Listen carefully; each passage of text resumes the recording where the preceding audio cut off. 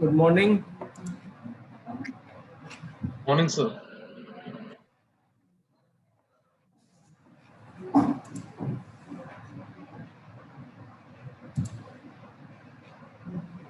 Good morning, sir. Good morning बेटा. अभी आपका जो है लंच टाइम में मैं सारे जो है वो लैब एक्टिविटीज रिलीज कर दूंगा, ठीक है?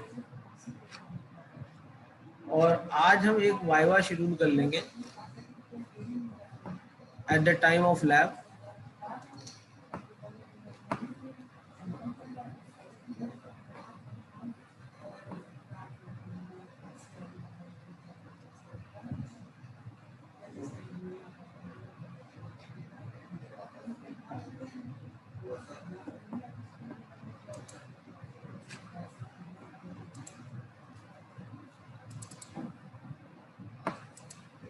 Excuse me, sir.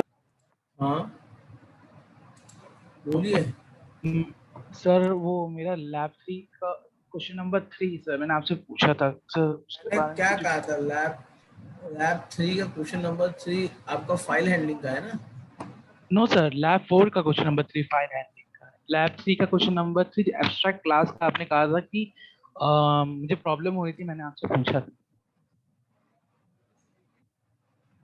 भाई लैब 3 के क्लास जो आपका था उसमें मैंने यही तो आपको बेटा बताया था कि आपको एक एक्स्ट्रा क्लास लेना है.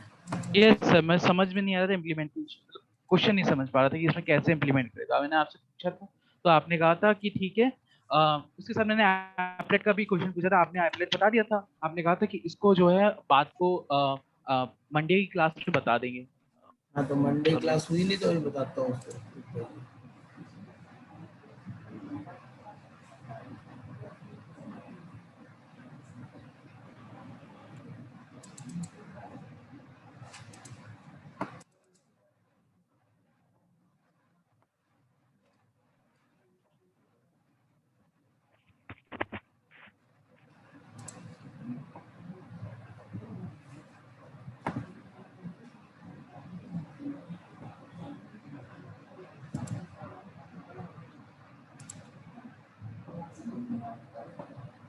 अच्छा, जो आप लोग पीछे भूलते चले आ रहे हैं उसको कैसे याद रखेंगे? जैसे उस दिन टाइप्स ऑफ एक्सेप्शन पूछा गया था, आपको बताया गया था, उसका आप भूल गए. सर वो 2-1 की थी. अरे 2-1 हो 2-2 हो तो कोई अलग अलग थोड़े ना हो. आप एक्सेप्शन पे नहीं हुए आप आगे फंस जाओगे. मेनली चीज ये है कि जो चीज पहले पढ़ाई गई उसका रिवीजन हो रहा है, क्योंकि अब तो ये भी नहीं है कि आपको समय बहुत ज्यादा है.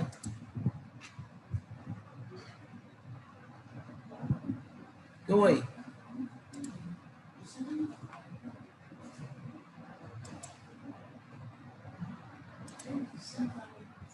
ये सब कर लिया था ना?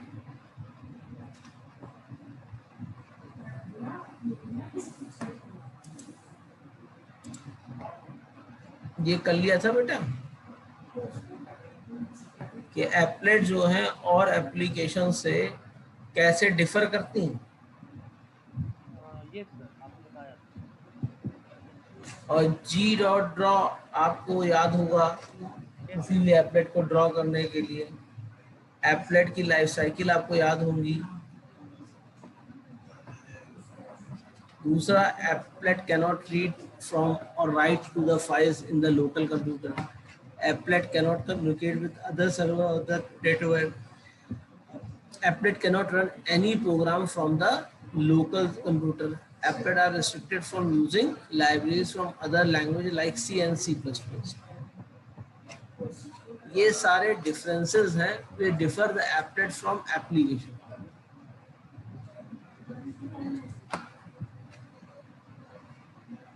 अब क्या क्या जगह है जहां पर आप applets का यूज कर सकते हैं? When we need something dynamic, dynamic का मतलब क्या है?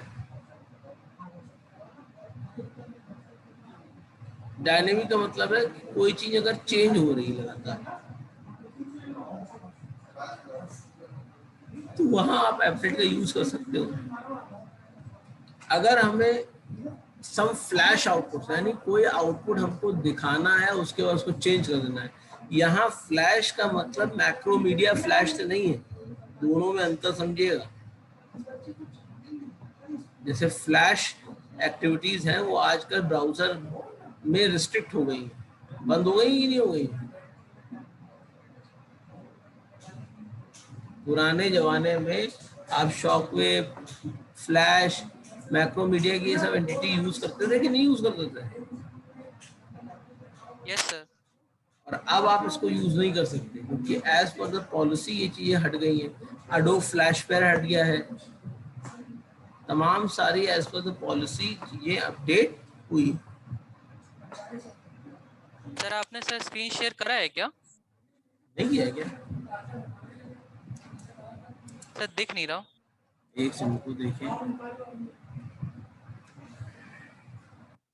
11 लोग तो पहले वेट कर रहे हैं, पहले उनको एक्सेप्ट कीजिए।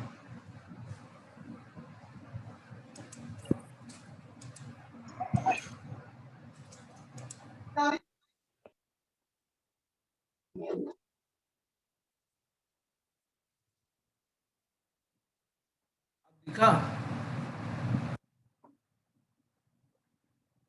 मेरा, अब विजिबल हुआ। Yes sir. तो मेरा ये कहना था कि एप्लेट में जो बात हो रही है फ्लैश आउटपुट की, तो फ्लैश आउटपुट का मतलब क्या हुआ, कोई आउटपुट थोड़े समय के लिए आ रहा है, फिर वो हट जा रहा है, दूसरा आउटपुट आ रहा है। तो इस तरह के जो आउटपुट होते हैं उनके लिए आप लोग एप्लेट का यूज कर सकते हैं। जबकि ये वाला फ्लैश नहीं है जो मैक्रोमीडिया के थ्रू आप लोग डिफाइन करते हैं। When we create a program and make it available on internet for us by other on their computer, then it should be a applet. Clear है बेटा? अब इसमें सवाल आपका कैसा आ सकता है, क्योंकि आपको क्वेश्चन पेपर का पैटर्न तो मालूम ही हो गया, मालूम हो गया कि नहीं मालूम हो गया? Yes sir. It is on MCQ. 50 सवाल है, 1.5 घंटा है ना? कितने सवाल है? Yes sir. कट गया आवाज, अजीत फिर से बोलो। Yes, sir. Question.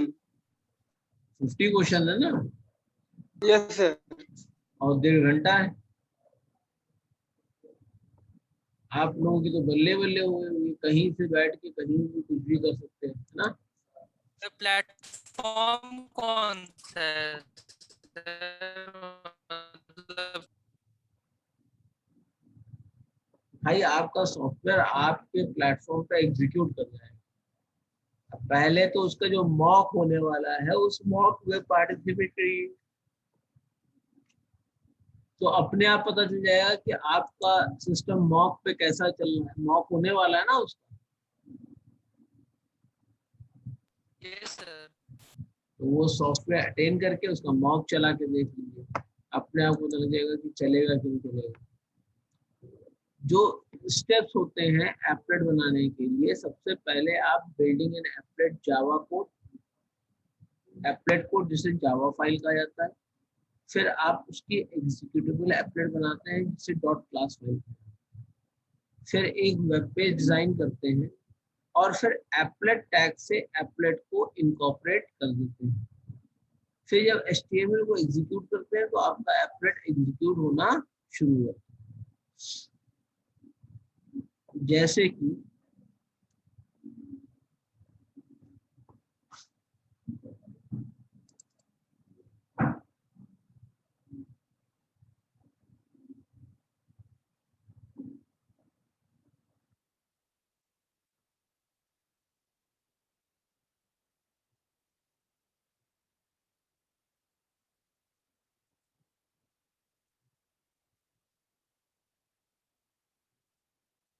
अगर मुझे टाइम रहेगा तो मैं भी आपको नेटबीन्स में दिखा रहा हूँ इसको।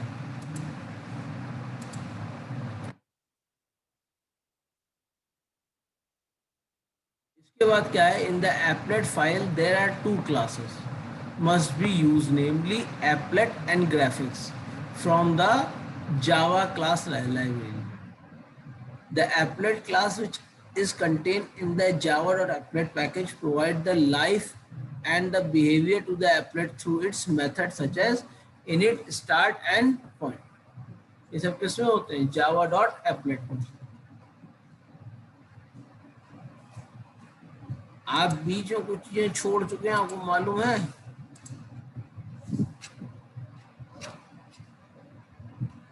बीच में कुछ चीजें आप लोग छोड़ चुके हैं, आपको मालूम है? पढ़ लिया है उनको? क्योंकि ये पीपीटी तो मैंने बहुत पहले भेज दी थी।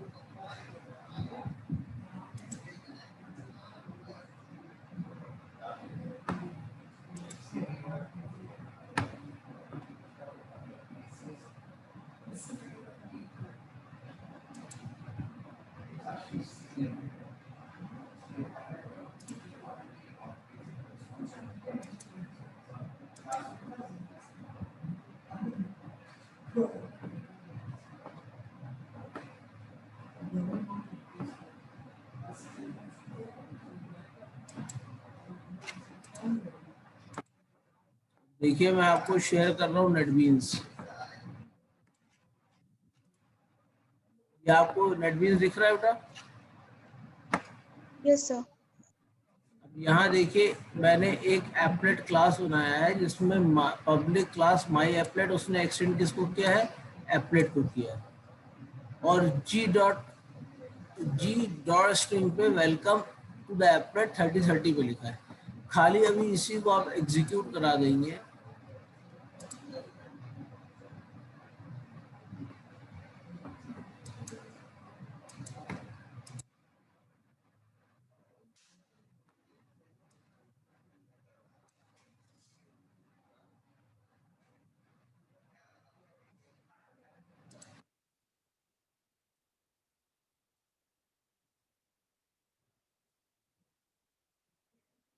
अगर आप देखिए यहाँ पे जावा की कोडिंग के लिए आपकी इंपोर्ट हो चुकी है, और बस आपको क्या करना है, इस टैग को यूज करना है।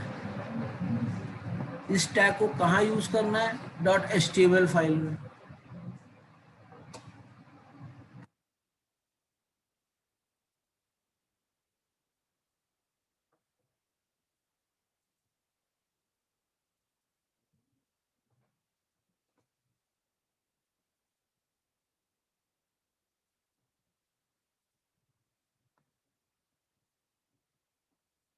कौन सी फाइल चाहिए हमको?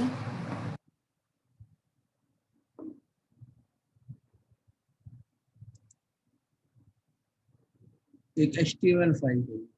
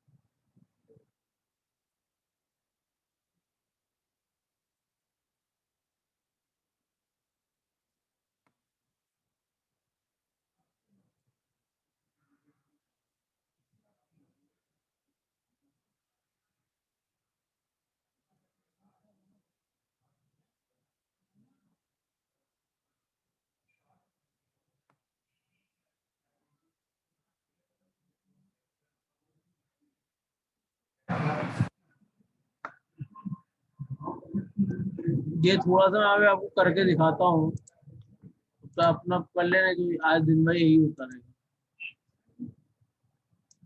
तो आपके जावा डॉट एप्लेट के अंदर इनिट, स्टार्ट और पॉइंट, ये 3 मेथड होते हैं जो आप जावा डॉट एप्लेट के थ्रू यूज कर सकते हैं। क्लियर है इतनी बात?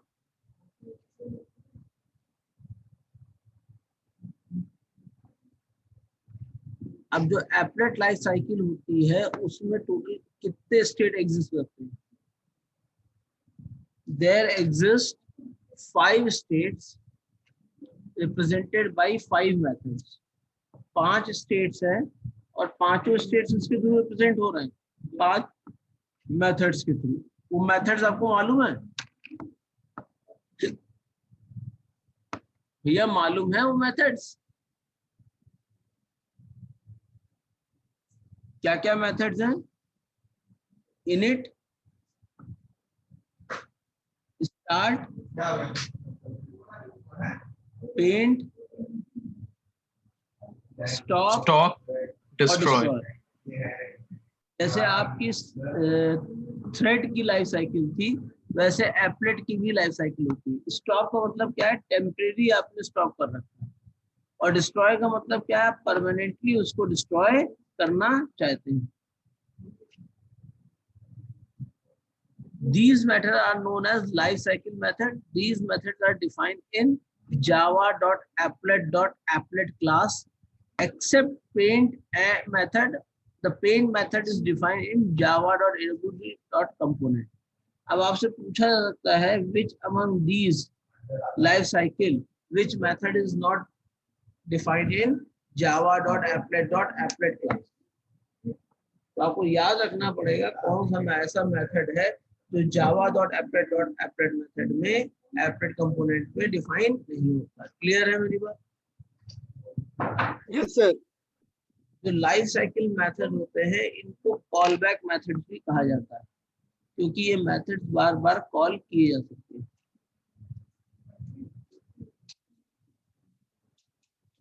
They are called implicitly by the browser for smooth execution of the applet. इस implicitly का मतलब क्या है? अपने आप बुला लिया आपने, आपको उसमें कोई सहयोग देने की जरूरत नहीं है। जब उसको जरूरत होगी तो वो कॉल कर लेगा। एक्सप्लिसिटली का मतलब क्या? हम बताते हैं कि हम इसको कॉल करें। The browser should provide an environment known as container for the execution of the applet. जो ब्राउजर है वो उसको केवल कंटेनर प्रोवाइड करके देगा जिसके अंदर वो ब्राउजर का एप्लेट एग्जीक्यूट होता रहेगा। क्लियर है बेटा इतनी बात?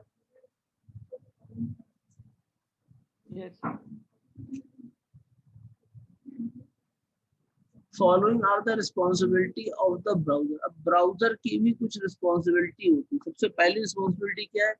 It should call the callback method at an appropriate time for the smooth execution of the applet. It is responsible to maintain the life cycle of the applet. It should have the capability to communicate between applet and applet to JavaScript and HTML and applet to browser. मतलब inter process communication इसका strong होना चाहिए।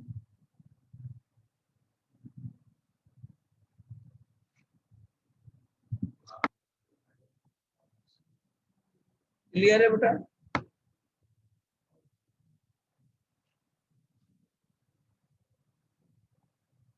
अब आप यहाँ पर देख लीजिए, सबसे पहले मैंने इनिट मेथड किया, ये और डिस्ट्रॉय मेथड, ये केवल एक ही बार एप्लेट की लाइफ साइकिल में कॉल होता है, बार बार इसको कॉल नहीं किया जाता। जबकि स्टार्ट से लेके स्टॉप मेथड को आप बार बार कॉल कर सकते हैं। तो which are the 2 methods which are only executed once in the life cycle methods? तो आप स्पेसिफाई कर सकते हो स्टार्ट और इनिट और डिस्ट्रॉय। इनिट का मतलब क्या है? इनिशियलाइज कर रहे हैं। डिस्ट्रॉय का मतलब क्या है? कि कंप्लीटली आपने सारी साइकिल को, अब आपको आगे कुछ नहीं करना है, पूरा पूरा मेमोरी रिलीज करना। क्लियर है इतनी बात? Yes, sir.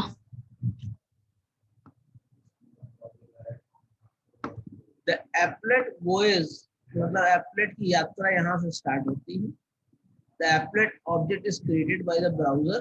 Because of this, it is called before all other the methods. Programmer can utilize this method to instantiate object. जैसे वहां पे object को instantiate करने के लिए हम लोग क्या यूज करते थे? कंस्ट्रक्टर यूज करते थे. यहाँ पे ऑब्जेक्ट को इंस्टेंटिएट करने के लिए हमको क्या यूज करना है? इनिट यूज करना है. Setting background and foreground colours in GUI. The place of a constructor in an application, it is equivalent to the born state of the thread. जैसे born state of the thread में कुछ work नहीं होता था, उसी तरह यहाँ पे भी कोई काम नहीं होता है. क्लियर है? Yes, sir. The init method, even through applet object is created, it is an inactive state. जब तक के आप स्टार्ट नहीं करोगे तब तक आपकी applet हमेशा inactive स्टेट में रहेगी और ये माइक्रो प्रोसेसर का टाइम भी कंज्यूम नहीं करेगी. जैसे ही आपने स्टार्ट मेथड कॉल किया, वो एप्लेट को स्टार्ट कर देगा और स्टार्ट करते ही एप्लेट आपकी एक्टिव हो जाएगी. So eligible for processor time. Clear है बेटा?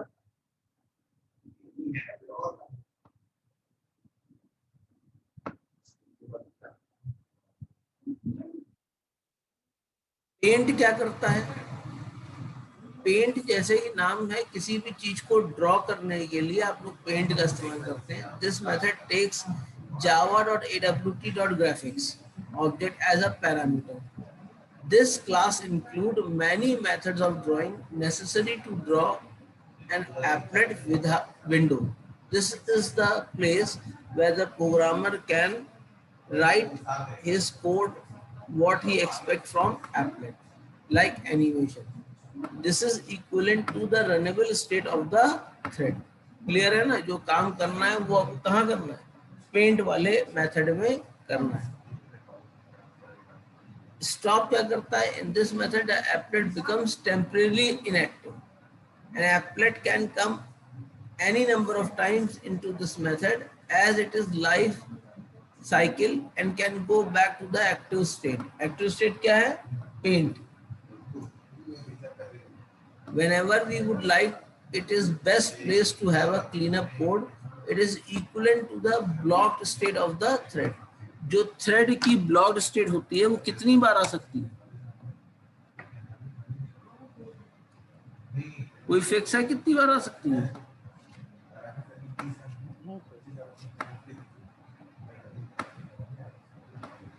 जब तक चाहिए तब तक के आ सकती है. क्लियर है ना बेटा?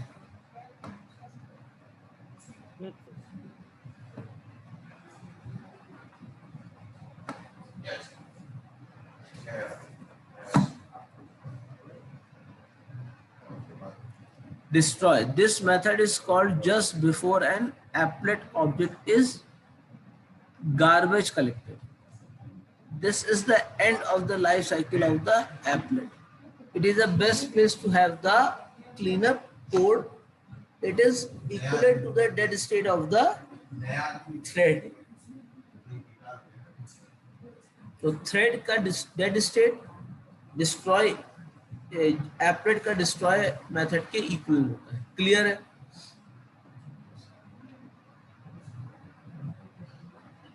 क्लियर है बेटा? ये चीज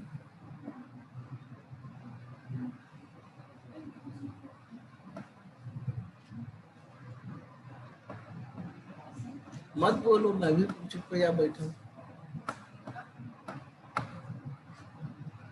Yes, sir. Yes. Yes, sir. Yes, sir.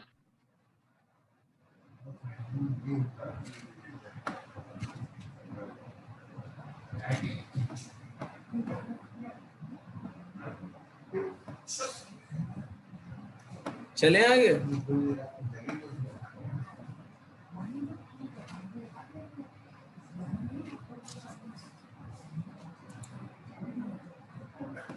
Init method is called at the time of starting the execution. This is called only once in the life cycle. ये बहुत important point है. The start method is called by the init method. This method is called a number of times in the life cycle whenever the applet is de-iconified to make the applet active. मतलब जितनी बार आपको applet को active करना पड़ेगा ये code आपको execute करना ही पड़ेगा. अगला क्या है? पेंट. पेंट क्या करता है भाई? जो आपको एक्टिविटी करनी है, जो आपको ड्रॉ करना है, ये किसमें होता है? java.awt कंपोनेंट में. The stop method is called whenever the applet window is iconified to inactive the applet. This method is called number of time in the execution. उसके बाद आएगा destroy method. Destroy method is called when the applet is closed. This method is called only once in the life cycle. तो जितने भी method देख रहे हैं इसमें केवल दो ऐसे मेथड्स हैं जिनको केवल एक बार एप्लेट के लाइफ साइकिल में कॉल करते हैं. बाकी सारे चीजों को आप कई बार जब जरूरत हो तब आप कॉल कर सकते हैं. क्लियर है? Yes, sir.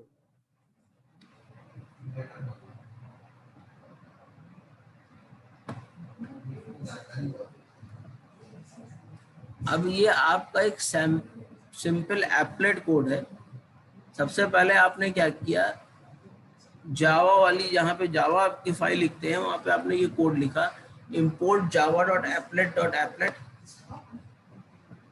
उसके अलावा java.awt.graphics. ये किसके लिए इंपोर्ट किया आपने? पेंट मेथड के लिए. पेंट मेथड के लिए.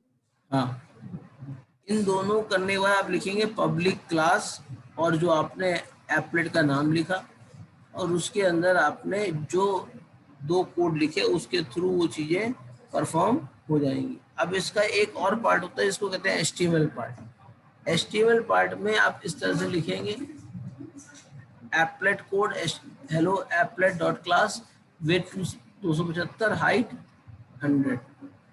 हेलो applet.class की क्लास फाइल बनी होनी चाहिए.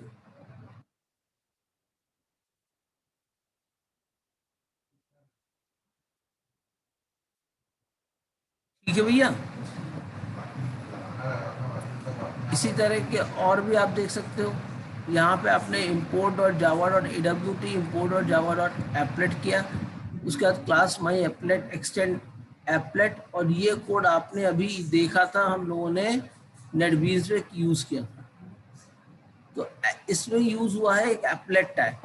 एप्लेट टैग काहे के लिए यूज होता है? It is a container tag which is use to define the code name and the code address where the file can be found. फिर हाइट बता देते हैं आप इसकी और विड्थ बता देते हैं इन पिक्सल.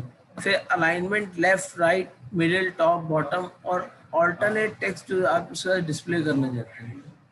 पैरामीटर वैल्यूज आप इसमें परम नेम के थ्रू दे सकते हैं और उसकी वैल्यू भी यहाँ पे आप प्रोवाइड कर सकते हैं. तो परम का मतलब ये हो गया पैरामीटर वैल्यूज, जो पैरामीटर वैल्यूज आप यहाँ देना चाहते हैं. इतना क्लियर है?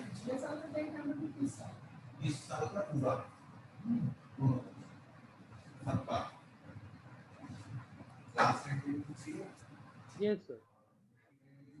अब देखिए ये मैंने एक एप्लेट क्लास बनाई है और उसमें हमने नाम और आईडी नंबर को पास किया है. तो हमने सबसे पहले क्या किया? एप्लेट कोड माई एप्लेट डॉट क्लास से जो लिंक होगा विद 600 हाइट 450. हमने लिखा पैरामीटर नेम T1 वैल्यू उसकी Hariprasad, parameter name T2 value उसकी 10. ये करके एप्लेट को क्लोज कर दिया. अब हमारा मेन प्रोग्राम शुरू होगा. Public import Java applet dot asterisk, फिर import Java AWT dot asterisk, फिर public class my applet two extend applet string and string ID. अब सबसे पहले पब्लिक वॉइड std, इससे क्या हुआ, जो आपने देखा है इनिट क्लास केवल कितनी बार एग्जीक्यूट होता है, एक बार। एक बार। तो ये ओनली वंस चलेगा, जैसे कंस्ट्रक्टर की तरह केवल वन एग्जीक्यूट होगा। अब यहाँ पे क्या करेगा ये यहाँ पर आपकी एक स्ट्रिंग इसने डिफाइन कर दिया, स्ट्रिंग एन, और एक इसने डिफाइन कर दिया स्ट्रिंग आईडी। अब आप पब्लिक वॉइड इनिट को यूज किया आपने, उसमें आपने दोनों पैरामीटर्स को गेट पैरामीटर्स के थ्रू गेट करा लिया। ये पैरामीटर्स आपके कहाँ से आ रहे हैं,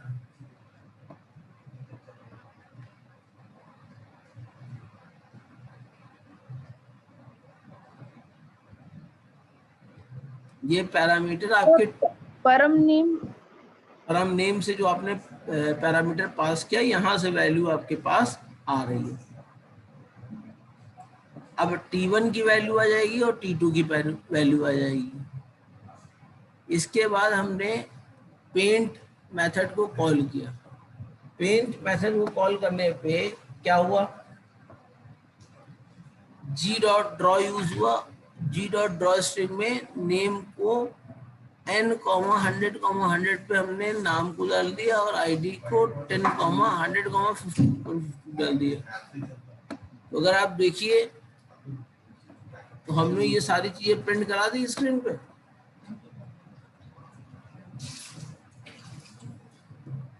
और उसके बाद हमने क्या किया, इस पेंट मेथड को क्लोज कर दिया। अब आप जावा सी करके आप माई एप्लेट टू जावा को कंपाइल करेंगे, फिर एप्लेट व्यूअर से आप इसको चेक कर सकते हैं।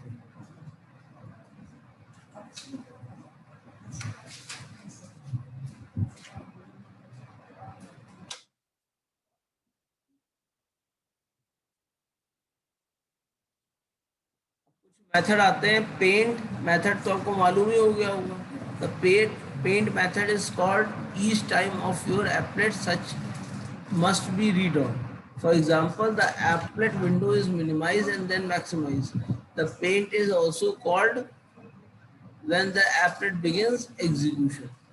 So whenever the applet must redraw it, output paint is called।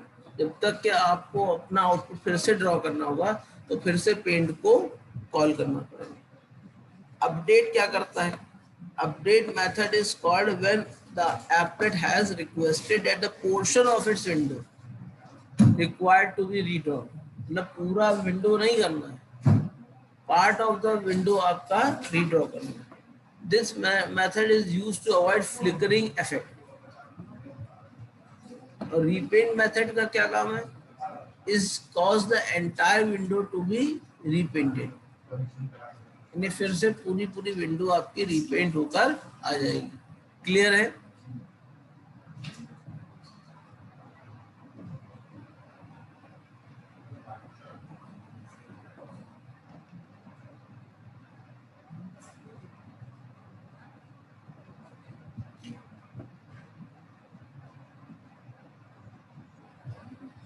Clear है बेटा? Yes. सर बताइए।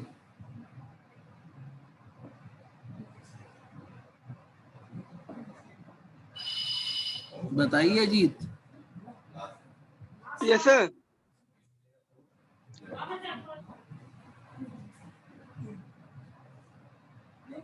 सेट बैकग्राउंड और सेट फोरग्राउंड।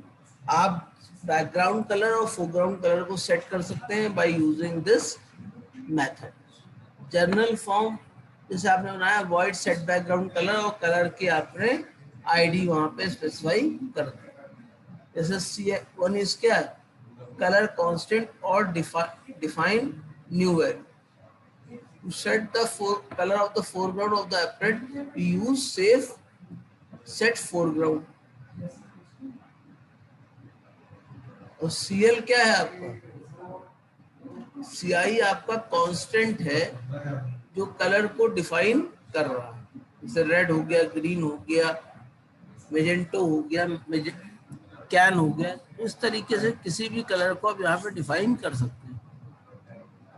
अब ये देखिए, colour dot black, colour dot blue, colour dot can, colour dot grey, right grey, colour dot pink, इस तरह से कलर्स को आप डिफाइन करते हैं। क्लियर है?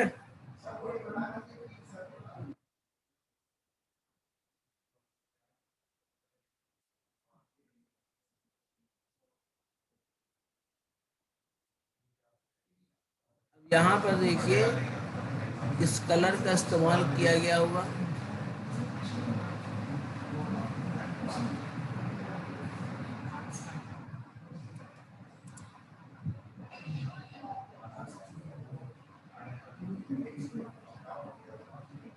ये तो आपने बताया कि कहाँ पे क्या चीज प्रिंट करनी है, और इसकी वैल्यू कहाँ से आ रही है? import dot Java dot applet से और import dot Java dot AWT।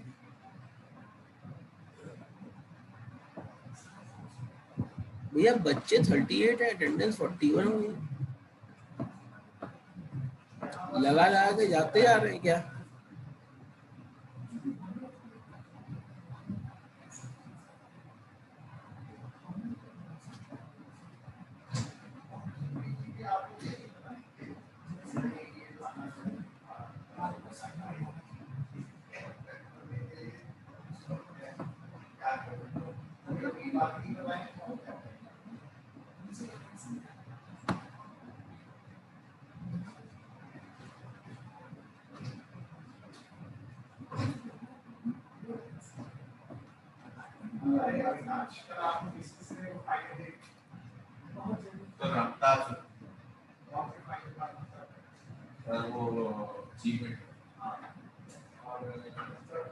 Import java.awt, import java.applet, public class user extend applet.